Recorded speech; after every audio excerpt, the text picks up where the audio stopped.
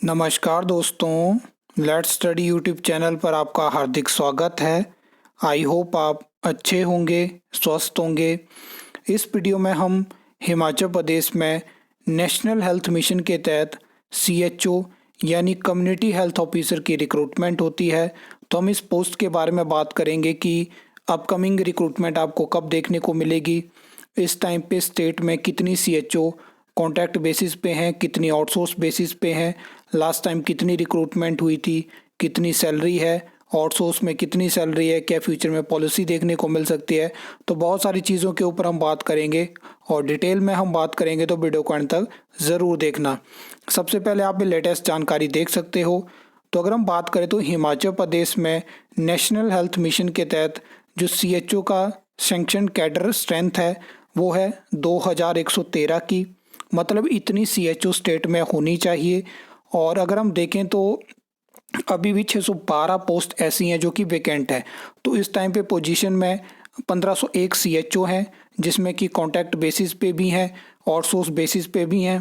तो नीचे आप आंकड़ा देख सकते हैं, 587 सीएचओ ऐसी हैं जो कि कॉन्ट्रैक्ट बेसिस पे हैं और 914 सीएचओ ऐसी हैं जो कि आउटसोर्स बेसिस पे हैं। देखिए, जब ये कॉन्ट्रैक्ट बेसिस की रिक्रूटमेंट हुई थी, वैकेंसी तो 700 से ज़्यादा एडवर्टाइज हुई थी, लेकिन जो ज्वाइनिंग हुई थी वो 605 की हुई थी।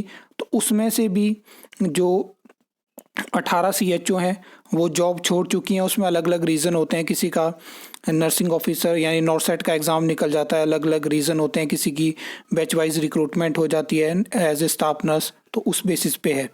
और ये जो 914 आउटसोर्स बेसिस पे सीएचओ हैं, इसमें लगभग 600 के आसपास सीएचओ जो है वो पहली बार जब स्टेट में रिक्रूटमेंट हुई थी एचएलएल कंपनी के माध्यम से, तो वो आउटसोर्स रिक्रूटमेंट थी। 2022 में कॉन्ट्रैक्ट बेसिस पे हुई, 2024 में दोबारा से वर्तमान सरकार ने आउटसोर्स बेसिस पे रिक्रूटमेंट शुरू करी। तो उसमें 520 या 530 वैकेंसी थी। तो उसमें भी अभी तक ये जानकारी मिली है कि सिर्फ 530 या 20 में से जो है वो 300 के आसपास सीएचओ की ज्वाइनिंग हो पाई है। अभी भी आपने कुछ दिन पहले देखा होगा, वेटिंग लिस्ट से कुछ ज्वाइनिंग करवाई गई हैं, लेकिन वहाँ पे दिक्कत यह है कि ट्रांसपेरेंसी नहीं है। जब कॉन्ट्रैक्ट बेसिस पे रिक्रूटमेंट हुई थी तो प्रॉपर तरह से हमें रिजल्ट की पीडीएफ देखने को मिली थी। अगर हम सीएचओ की सैलरी की बात करें तो जो नेशनल हेल्थ मिशन के तहत कॉन्ट्रैक्ट बेसिस पे हैं तो उनकी स्टार्टिंग सैलरी 25,000 है और 15,000 तक इंसेंटिव पर मंथ जो है वो मिलता है। और ये वेरी करता है, किसी 10,000, 11,000, 14,000, 15,000, कुछ इस तरह से।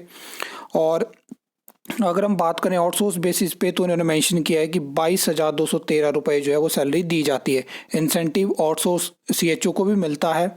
और इसमें एक और चीज़ मैं बता दूं कि जो कॉन्ट्रैक्ट बेसिस पे हैं तो इंक्रीमेंट भी यहाँ पे रखा है, जो कि कुछ साल पहले हमें नेशनल हेल्थ मिशन के एम्प्लॉयज़ के लिए देखने को मिला। और अभी आपने देखा होगा कि जो बजट है उसमें जो नेशनल हेल्थ मिशन में कॉन्ट्रैक्ट बेसिस पे एम्प्लॉयज़ हैं उनकी सैलरी 14-15 हज़ार तक भी इंक्रीज़ करी गई है। और जो आउटसोर्स बेसिस पे उनकी सैलरी भी इंक्रीज़ करी गई है, जहाँ पे नर्स की सैलरी जो है वो 25,000 की गई है। अब कब तक वो सैलरी मिलेगी वो डिपेंड करता है बजट पे। और हिमाचल प्रदेश में क्या होता है कि नेशनल हेल्थ मिशन के तहत जो एम्प्लॉयज़ होते हैं उनकी 90% सैलरी जो है वो सेंट्रल गवर्नमेंट देती है, 10% सैलरी हिमाचल प्रदेश की सरकार देती है।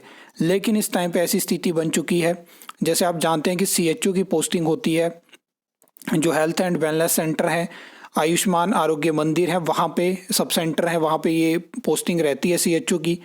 इस टाइम पे अगर पहले की बात करें तो वहाँ पे male health worker, female health worker भी होते थे, लेकिन आप जानते हैं कि बहुत कम इस टाइम पे रिक्रूटमेंट हुई है। मैक्सिमम इसमें हेल्थ वर्कर की पोस्ट जो है वो वैकेंट है। और अभी सरकार ने विधानसभा सत्र में जानकारी दी कि वो नहीं सोच रहे हैं इस बारे में कि वो रिक्रूटमेंट करेंगे मेल हेल्थ वर्कर और फीमेल हेल्थ वर्कर की, जहाँ से कहीं ना कहीं अंदाज़ा लगता है कि ये जो मैंने आपको सेंटर्स बताए तो यहाँ पे ये सिर्फ सीएचओ के हवाले दिए जाएंगे और उन्हीं को हर तरह का काम यहाँ पे मैनेज करना पड़ेगा। लेकिन मैंने पॉलिसी के बारे में भी पूछा था कि क्या सीएचओ के लिए कोई पॉलिसी में कोई चीज़ प्रोसेस हो पाई है, तो कोई जानकारी नहीं दी गई है। अब जब पॉलिसी बनेगी अगर हिमाचल प्रदेश में एनएचएम एम्प्लॉयज़ के लिए तो एक साथ बनेगी, अदरवाइज़ नहीं बनेगी, क्योंकि बहुत सारे ऑलरेडी रिटायर हो चुके हैं एनएचएम एम्प्लॉयज़। और 2031 तक फ़िलहाल नेशनल हेल्थ मिशन है उसके बाद डिपेंड करेगा जो सेंट्रल गवर्नमेंट है क्या वो उसको एक्सटेंड करती है, क्योंकि अभी भी एक्सटेंड किया गया है। ये एक मिशन है और उसी में एम्प्लॉयज़ की रिक्रूटमेंट होती है। कुछ स्टेट में CHO के लिए पॉलिसी बनाई गई है, लेकिन अब ये डिपेंड करेगा कि क्या हिमाचल में वर्तमान सरकार क्या ऐसी पॉलिसी लेकर आती है, और जब ये मिशन ख़त्म होगा तो जो एम्प्लॉयज़ होंगे उनको किस तरह के बेनिफिट दिए जाते हैं, क्या क्या चीज़ें होंगी। मुझे लगता है उस टाइम पे भी कोर्ट केसेस होने वाले हैं और इसमें बहुत सारी दिक्कतें जो है वो स्टेट गवर्नमेंट जो उस टाइम पे सरकार होगी उसको देखने को मिलेंगी। तो ये सब चीज़ें हैं। और इसके बाद अगर हम अपकमिंग रिक्रूटमेंट की बात करें तो नेक्स्ट ईयर आपको CHO की रिक्रूटमेंट देखने को मिल सकती है। फिलहाल इस साल वही जो पेंडिंग आउटसोर्स बेसिस पे ज्वाइनिंग है वो करवाई जाएंगी। इलेक्शन ईयर में ही हर बार जो है maximum time national health mission की वैकेंसी हमें देखने को मिलती है, और नेशनल हेल्थ मिशन में एक साथ ही वैकेंसी अप्रूव होती हैं और एक साथ ही हमें देखने को मिलती हैं, जहाँ पे नर्सिस की रहती है, CHO की रहती है, काउंसलर की रहती है, BPM की रहती है, अलग अलग यहाँ पे फार्मासिस्ट की रिक्रूटमेंट होती है। तो वैसे ही जब कैबिनेट से वैकेंसी अप्रूव होगी तो मैं आपको जानकारी दूंगा। आई होप आपको वीडियो अच्छी लगी होगी, इन्फॉर्मेटिव लगी होगी। तो वीडियो को लाइक कमेंट शेयर कर सकते हो, चैनल को सब्सक्राइब कर सकते हो फॉर द न्यू अपडेट्स के लिए।